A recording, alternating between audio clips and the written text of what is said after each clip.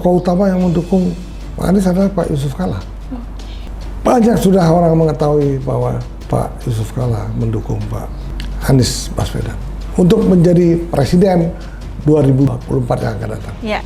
Bahwa politik perlu dukungan tokoh-tokoh nasional, perlu dukungan tokoh-tokoh kuat.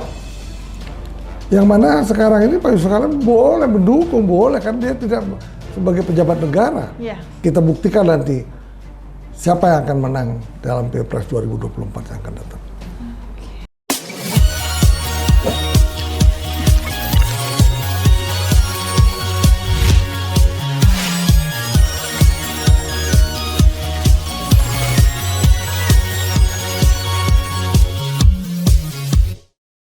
Halo semuanya, kembali lagi di channel Mister Puisi. Tepuk tangan.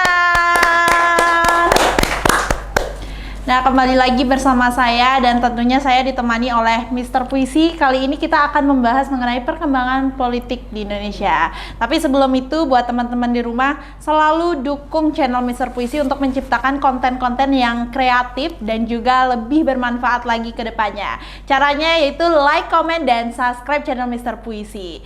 Oke, nah Mister Puisi, bagaimana kabarnya hari ini? Kabarnya baik. Mari kita membahas lagi masalah politik. Iya. Kali ini beda. Oke. Karena kalau kemarin-kemarin kita membahas bahwa Pak Jokowi konon katanya membela Pak Prabowo. Iya. Kemudian kali ini konon katanya bekas wakil presiden Bapak Jokowi itu sendiri, yaitu Bapak Yusuf Kalla. Yang dalam hal ini saya juga kenal Pak Yusuf Kalla, karena beliau ini adalah tokoh HIPMI zaman dulu di Jakarta. Nah, saya juga waktu itu di HIPMI dan sering juga dalam Munas, Musda dan lain-lain. Sering ketemu tapi tidak kenal dekat.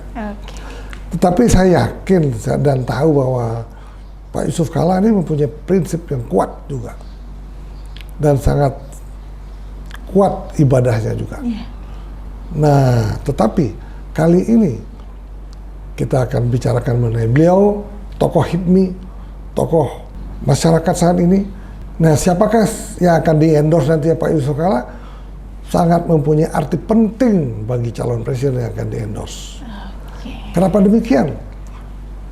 Pak Yusuf Kalla ini sudah terbukti mempunyai tangan dingin. Ketika dia menjadi calon wakil presiden pemilihan presiden yang ke-10, mereka berhasil menjadi wakil presiden di mana presidennya adalah Bapak SBY. Ya. Kemudian setelah itu absen. Setelah itu pemilihan presiden Pak Jokowi sendiri, di mana Pak Yusuf Kalla juga calon wapresnya ternyata menang lagi, sehingga sudah 2 kali terpilih menjadi wapres di negeri yang kita cintai. Ketiga kali tidak mungkin, karena keputusan MK tidak memungkinkan untuk menjadi calon sampai 3 kali di Indonesia. Tetapi kali ini katanya ada judul Pak Yusuf Kalla endorse Pak Anies Baswedan. Ya, ini udah terang benderang. Nah, untuk itu pertanyaan apa yang akan diberikan saya akan coba menjawab dengan sejujur-jujurnya. Oke. Nah, Mister Puisi tadi sudah membaca juga dan sudah mengetahui apa pembahasan kita kali ini. Nah, banyak sekali sudah terlihat dukungan-dukungan yang ditunjukkan dari Pak Yusuf Kalla sendiri kepada Bapak Anies, bahkan kedekatannya pun sudah banyak diketahui, begitu kan Mister Puisi. Nah, saat ini pertanyaannya adalah kenapa Pak Yusuf Kalla sendiri itu sangat mendukung sekali Bapak Anies gitu. Apa yang menyebabkan hal tersebut gitu? Ya, sebetulnya kedekatan Pak Yusuf Kalla dengan Pak Anies sejak lama sekali. Iya. Waktu Pak Anies juga maju di DKI menjadi gubernur, tokoh utama yang mendukung Pak Anies adalah Pak Yusuf Kalla. Kembali lagi tangan dinginnya Pak Yusuf Kalla bekerja lagi, sehingga Pak Anies menjadi gubernur DKI. Sekarang banyak sudah orang mengetahui bahwa Pak Yusuf Kalla mendukung Pak Anies Baswedan untuk menjadi presiden 2024 yang akan datang. Ya. Kenapa demikian? Kita lihat waktu pertemuan 6 partai politik ke Istana Negara, di mana yang tidak diundang koalisi pemerintah adalah Partai Nasdem itu sendiri. Nah, gara-gara itulah Pak Yusuf Kalla berkomentar, hendaknya Pak Jokowi jangan terlalu dalam membicarakan masalah-masalah politik, karena beliau itu adalah seorang presiden RI. Nah, dari situlah terlihat bahwa Pak Yusuf Kalla ini sudah mulai mendukung Pak Anies. Kemudian saat ini juga sudah dikatakan bahwa Pak Yusuf Kalla sudah mengendorse Pak Anies, mendukung 100% Pak Anies. Itulah yang menyebabkan ada istilah jangan cawe-cawe dan lain-lain. Ya menurut Yunarto Wijaya dari Carta Politika, mereka juga mengatakan bahwa memang Bapak Presiden sendiri harus bersikap netral dalam pemilihan presiden yang akan datang ini. Ya. Tetapi ya kenapa dibilang tidak netral? Mungkin karena ada kecemburuan sosial. Kenapa Nasdem tidak diundang ke istana? Ya. Nah, mungkin waktu itu pasti walaupun silaturahmi ya pasti ada berbicara mengenai politik. Mungkin itu yang diperkirakan oleh grup koalisi perubahan saat itu. Yeah. Sehingga yang paling berani berbicara mengenai politik dan mengkritik itu adalah Pak Yusuf Kalla. Yang dalam ini adalah dulu wakil presiden Pak Jokowi. Yeah.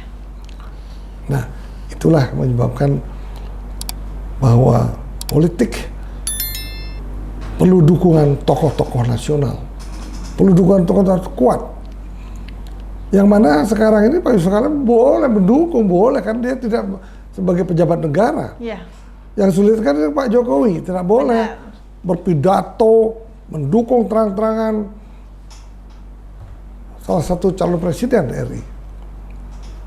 Itulah kelebihannya Pak Yusuf Kalla, boleh bermanuver secara bebas. Kalau Pak Jokowi harus netral karena beliau adalah presiden RI saat ini.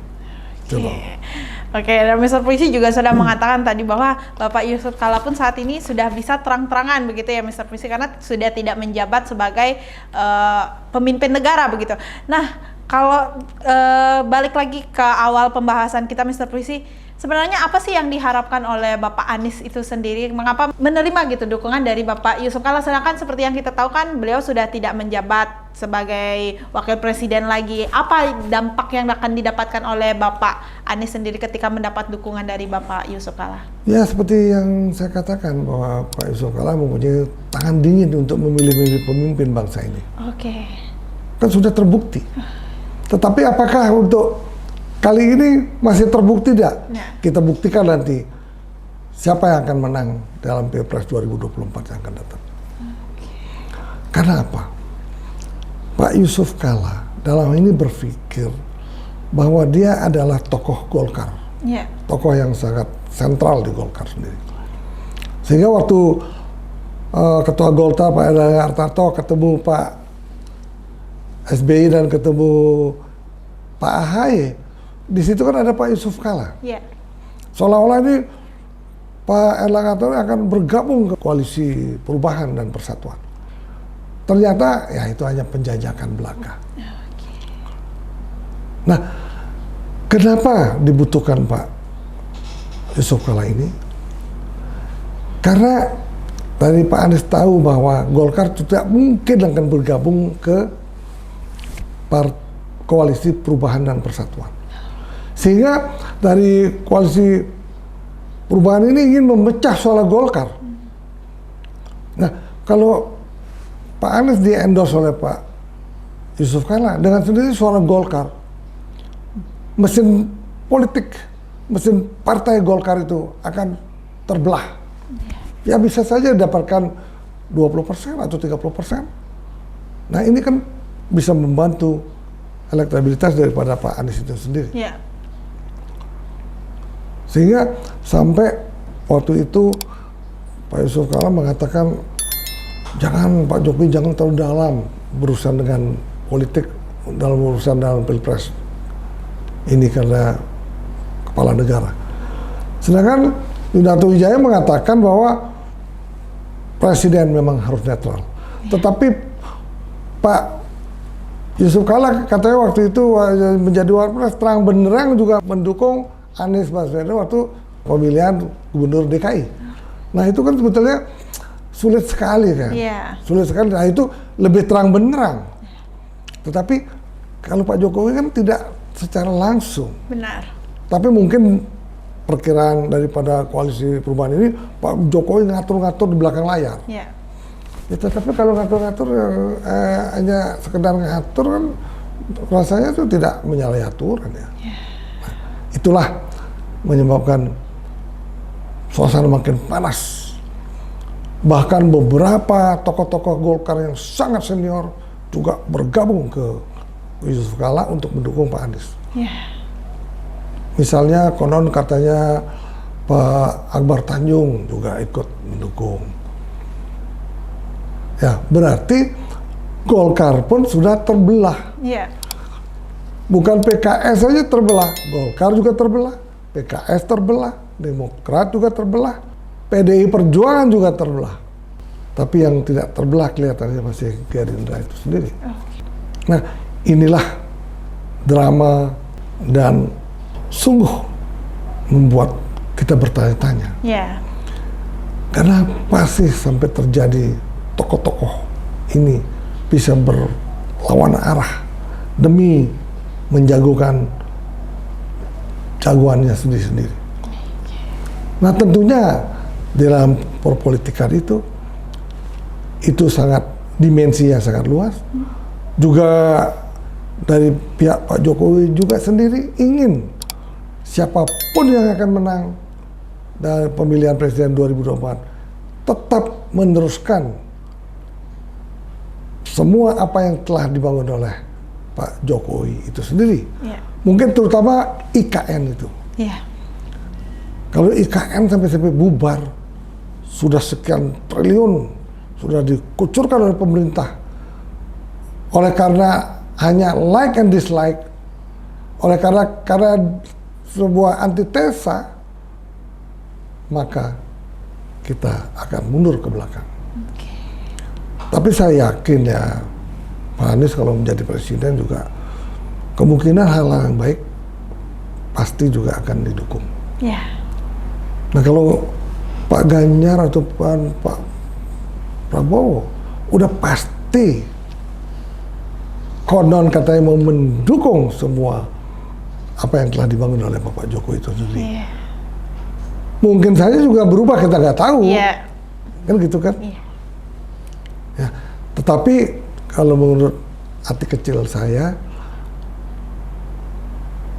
Pak Prabowo pasti akan konsisten dan komited untuk meneruskan pembangunan yang telah dilakukan oleh Pak Joko Widodo.